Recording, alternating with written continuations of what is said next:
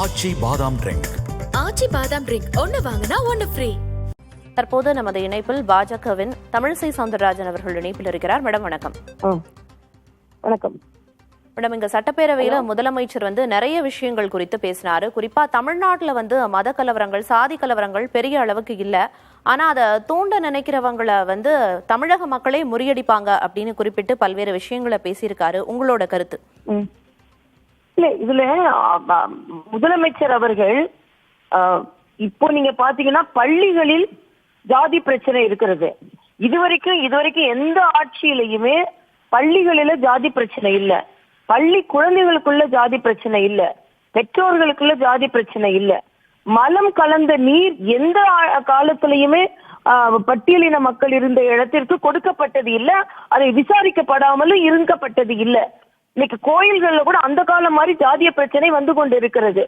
ஆக இவர்கள் எதை சொல்கிறார்கள்?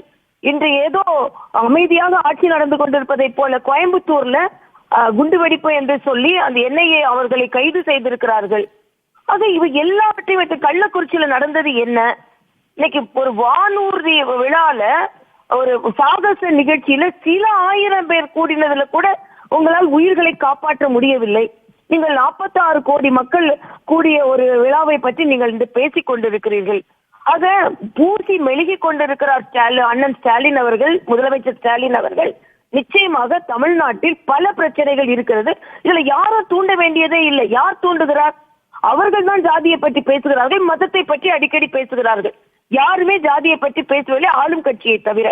அதனால் ஆளும் கட்சி முற்றிலுமாக தோல்வி அடைந்த திராவிட முன்னேற்ற கழகமாக இருக்கிறது என்று தான் நான் சொல்ல வேண்டும். மேடம், அதே போல மேல பாம்பு கீழ நரி அப்படின்னு இப்படி ஒன்றிய அரசு, ஆளுநர்னு பல தடைகளை கடந்து திமுக அரசு செயல்பட்டு வருது அப்படின்னு குறிப்பிட்டாரு. ஒண்ணு. அதுக்கு அடுத்து பார்த்தோம் அப்படின்னா அடமானம் வைக்கவும் அபகரிக்கவும் முயற்சி செய்யறவங்களை தமிழக மக்களை முறியடிப்பாங்க அப்படின்னு சொல்லியிருக்காரு. இது குறித்து உங்களோட கருத்து? இல்ல, யார் அடமானம் வைக்கிறா, யார் அபகரிக்கிறா, ஏதாவது ஒரு காரண காரியம் இல்லாம பேசலாமா? ஒன்றுமே இல்லை. பார்த்தா இவங்களோட அத்தனை அமைச்சர்களும் தமிழக மக்களின் பணத்தை சுரண்டி ஒருவர் இல்லாமல் ஒருவர் விடாமல் என்ற ஊழல் குற்றச்சாட்டுக்கு ஆளாகி கொண்டிருக்கிறார்கள். யார் அடமானம் வைப்பது தமிழக மக்களின் பணத்தை? இவர்களிடம் சுரண்டிக்கப்பட்ட பணம் யாருடைய பணம்? அது யார் அடமானம் வைத்துக் கொண்டு ஒரு அமைச்சர் மீது ஊழல் குற்றச்சாட்டு இல்லை என்று சொல்ல முடியாத சூழ்நிலையில் இவர்கள் எல்லாம் பேசுகிறார். எப்படி பேச முடியும்? ஆட்சியாளர்கள் நேர்மையாக இருக்க வேண்டும். மத்திய அரசோட ஒரு அமைச்சர் மேல குற்றச்சாட்டு சொல்ல முடியுமா? ஆக நீங்கள் தடையாக இருப்பது யார்?